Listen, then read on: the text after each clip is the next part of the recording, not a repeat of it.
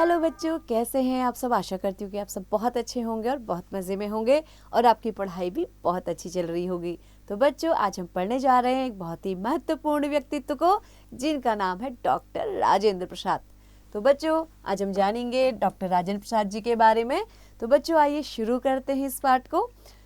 तो बच्चों देखिए, कुछ दैदीप्यमान नक्षत्र इस पृथ्वी पर जब मानव रूप में जन्म लेते हैं तो वे अपने कुल का ही नहीं, समस्त देश का सिरमौर बन जगमगाते हैं। तो बच्चों, दैदीप्यमान मतलब जो क्या होते हैं, जिनमें प्रकाश होता है। ऐसे नक्षत्र यानी कि ऐसे लोग जब इस पृथ्वी पर मानव के रूप में जन्म लेते हैं तो वो क्या करते हैं, केवल अपने कुल का नहीं बल्कि पूरे देश का भी क्या करते हैं, नाम रोशन करते हैं। हमारे देश के प्रथम राष्ट्रपति डॉक्टर राजेंद्र प्रसाद का व्यक्तित्व ऐसे ही दैदीप्यमान नक्षत्र के समान था, यानी रोशनी से प्रकाशित होने वाले नक्षत्र के समान।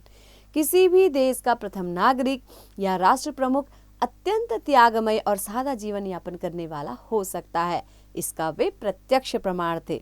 डॉक्टर राजेंद्र प्रसाद का जन्म 3 दिसंबर 1884 को बिहार के एक छोटे से गांव जीरादेई में हुआ था। इनके पिता श्री महादेव सहाय स्वाध्याय के द्वारा, यानी खुद उन्होंने अपने आप ही पढ़ाई करी थी, अपने आप ही अध्ययन के द्वारा आयुर्वेद तथा यूनानी दवाइयों के अच्छे जानकार बन गए थे। वे गरीबों का उचित इलाज करते हुए उन्हें मुफ्त दवा भी दिया करते थे। वे फारसी भाषा, कसरत तथा घुड़सवारी में भी प्रवीण थे, यानी उसमें भी वो क्या थे, एक्सपर्ट थे। ये सारे गुण पुत्र को पिता से अनायास ही प्राप्त हो गए थे। उनकी माता कमलेश्वरी देवी अत्यंत धार्मिक विचारों वाली महिला थी। उन्होंने अपने पुत्र को बचपन से ही रामायण और महाभारत की अनेक कहानियां सुनाई थी। इस तरह स्वाभाविक रूप से माता पिता की परोपकारिता, सेवा भाव, धार्मिक प्रवृत्ति आदि गुण पुत्र में स्वतः ही चले आए थे, यानी कि जो माता पिता के गुण थे वो अपने आप ही पुत्र में भी आ गए थे। मात्र 5 वर्ष की आयु में ही उन्होंने फारसी पढ़ने के लिए मदरसे जाना प्रारंभ कर दिया। वे इतने प्रतिभाशाली थे कि जब तक बाकी बच्चे कक्षा में पहुंचते तब तक वे मौलवी साहब के वो पिछले दिन का पाठ पढ़ा हुआ सुना चुके होते। उनकी प्रारंभिक शिक्षा छपरा के जिला विद्यालय में हुई। बाद में उन्होंने कोलकाता के सुप्रसिद्ध प्रेसिडेंसी कॉलेज से उच्च शिक्षा प्राप्त की। वर्ष 1915 में उन्होंने विधि में परास्नातक की परीक्षा स्वर्ण पदक के साथ उत्तीर्ण की। तत्पश्चात कानून के क्षेत्र में डॉक्टरेट की उपाधि भी प्राप्त की। वे बहुभाषा भाषी विद्वान थे तथा उन्हें अंग्रेजी, हिंदी, उर्दू, फारसी व बंगला भाषा पर पूर्ण अधिकार था, यानी वो इन सभी भाषाओं को बहुत अच्छी तरह जानते थे। वे इन भाषाओं में धारा प्रवाह बोल और लिख सकते थे। उन्हें गुजराती तथा संस्कृत भाषाओं का भी समुचित ज्ञान था। तत्कालीन प्रचलित परंपरा के अनुसार मात्र 12-13 वर्ष की आयु में उनका विवाह राजवंशी देवी के साथ हो गया, लेकिन यह विवाह इस अटल साधक के विद्यार्जन में कभी भी बाधक नहीं बना। उनकी पत्नी उनकी अनुचारिणी सिद्ध हुई। वे निरंतर परिवार की देखरेख तथा सेवा में लीन रही और पति की ही भांति परोपकारिणी, दया, धर्मिणी तथा कर्तव्यनिष्ठ रही। राजेंद्र बाबू के जीवन पर उनके बड़े भाई महेंद्र प्रसाद का विशेष प्रभाव पड़ा। उन्होंने ही राजेंद्र बाबू के मन में देश प्रेम की लौ जगाई थी। यद्यपि राजेंद्र बाबू ने अपनी जीवन वृत्ति की शुरुआत एक वकील के रूप में की थी, परंतु देश की तत्कालीन परिस्थितियों तथा हलचलों के प्रभाव से वे अछूते नहीं थे। वे अपने आसपास की परिस्थितियों का बौद्धिक एवं तार्किक आकलन भी कर रहे थे और उन्हें अनुभव हो रहा था कि उनकी आवश्यकता परिवार से अधिक मातृभूमि को है। गोपाल कृष्ण गोखले ने उन्हें सर्वेंट्स ऑफ इंडिया सोसाइटी नामक संगठन में शामिल होने के लिए प्रेरित किया, जो उनकी पारिवारिक जिम्मेदारियों के कारण संभव नहीं हो पाया। वे इसके लिए हृदय से बहुत दुखी भी रहे।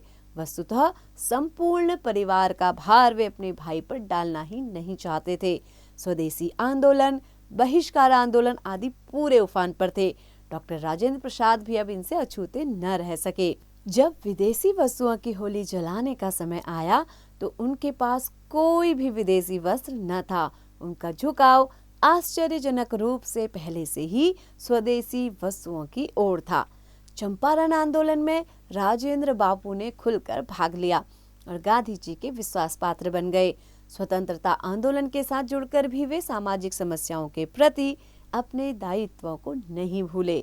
वर्ष 1914 में बंगाल और बिहार के बाढ़ग्रस्त लोगों में वे रात दिन का अंतर भूलकर भोजन और कपड़ा बांटते रहे। समाज कल्याण हेतु उनकी निस्वार्थ और कठिन साधना सचमुच वंदनीय रही है। उन्होंने सदैव ही सादा जीवन व्यतीत किया। गांधी जी के संपर्क में आने के बाद उनमें आत्मनिर्भरता की भावना और अधिक बढ़ गई। राष्ट्र एवं गांधी जी के प्रति संपूर्ण निष्ठा और श्रद्धा का भाव रखते हुए वे स्वतंत्रता आंदोलन में जी जान से कूद पड़े। बिहार में नमक सत्याग्रह का पूरा भार उन्होंने स्वयं संभाला और गिरफ्तार कर लिए गए। उन्हें 6 महीने की जेल की सजा हुई। वर्ष 1934 में उन्हें अपने भाई की मृत्यु से गहरा आघात लगा। परंतु स्वतंत्रता आंदोलन से उन्होंने अपने पांव पीछे नहीं खींचे। 1939 से 47 तक के वर्ष उनके लिए विशेष रूप से उल्लेखनीय रहे। स्वतंत्रता आंदोलन स्वशासन की ओर पगड़ रहा था। विदेशी शासकों के अत्याचार भी बढ़ रहे थे और इसी समय एक और गहरी चोट उन्हें पहुंची। वह थी जीरादेई में भड़के दंगे। यह विभाजन की विडंबना थी जिससे फसाद ने स्वयं ही जन्म ले लिया। उनका जन्म स्थान कभी हिंदू मुस्लिम सौहार्द का प्रतीक रहा था। वहां दोनों समुदायों द्वारा इकट्ठे होकर दिवाली के दीपक जलाए जाते थे, मुहर्रम पर ताजिए निकाले जाते थे। पर अब वही स्थान चल रहा था। वे बुरी तरह आहत हुए। उन्होंने वहां के समस्त लोगों से अपील की कि वे विचारों से भिन्न हो सकते हैं, परंतु इसका अर्थ यह कदापि नहीं कि वे एक दूसरे का रक्त बहा दें। अंततः सारे प्रयत्न विफल रहे और अखंड भारत का स्वप्न भी खंडित हुआ। परंतु 15 अगस्त 1947 का दिन स्वतंत्रता प्राप्ति के साथ देश का भाग्य विधाता बन गया, यानी कि हमारा देश 15 अगस्त 1947 को आजाद हो गया। उससे पूर्व वर्ष 1946 में देश का संविधान बनाने के लिए एक संविधान सभा बनाई गई थी, जिसके अध्यक्ष पद का दायित्व उन्हें सौंपा गया था। जब 1950 ईस्वी में भारत गणतंत्र बना तो वे सर्वसम्मति से देश के प्रथम राष्ट्रपति के रूप में चुने गए। इस महान व्यक्तित्व ने अपनी संपूर्ण सेवा काल में राष्ट्रपति भवन का कभी भी निजी कारणों से उपभोग नहीं किया। यह उनके महान चरित्र की पराकाष्ठा थी कि वे एकमात्र कमरे में रहते थे और अपनी पत्नी के हाथ से बना भोजन ही ग्रहण करते थे।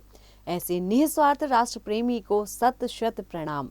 समस्त राष्ट्र का स्वामी होने के बावजूद उन्होंने किसी भी विशिष्ट सुख सुविधा का अपने लिए कभी भी उपयोग नहीं किया।